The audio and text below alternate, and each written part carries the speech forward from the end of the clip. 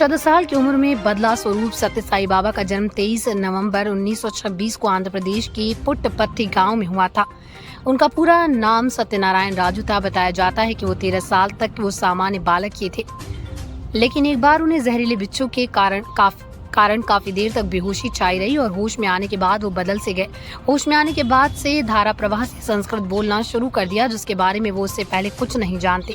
बताया जाता है कि इसके बाद 1 साल के भीतर ही उन्होंने खुद को शिरडी वाले साईं बाबा का अवतार घोषित कर दिया। वो हमेशा ही शिरडी के साईं बाबा को अपना पूर्व शरीर कहा करते थे। शिरडी के साईं बाबा भी बहुत चमत्कार दिखाने के लिए मशहूर थे, लेकिन सत्य साईं बाबा भी अपने भक्तों को चमत्कार दिखाने में पीछे नहीं थे। उनके कई चमत्कारों को महज जादुई ट्रिक तक साबित करने का प्रयास भी किया, लेकिन सत्य साईं बाबा को केवल इसी नजरिए से देखना शायद पूरी तरह से न्याय संगत नहीं होगा। उनकी चाहने वाले पूरी दुनिया में फैले थे। भारत के अलावा विदेशों में भी उनके लाखों भक्त हैं। बाबा के आध्यात्मिक स्थल प्रशांति निलयम में दिन रात विदेशी भक्त आते जाते रहे हैं।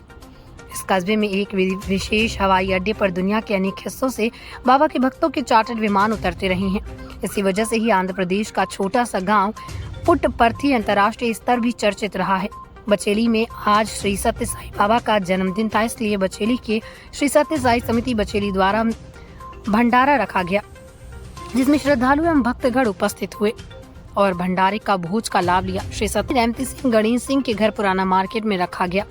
भंडारा यहाँ श्री सत्य साई किरंदुल के कार्य प्रभारी के चंद्रा मौली, बस्तर संभाग कार्य प्रभारी KS समया, लछुराम यादव संभाग सेवा दल कार्य प्रभारी भंडारे में मौजूद थे एवं भंडारे में श्री सत्य साई समिति बचेली के लोगों ने भंडारे में भक्तगण और श्रद्धालु मदद किए।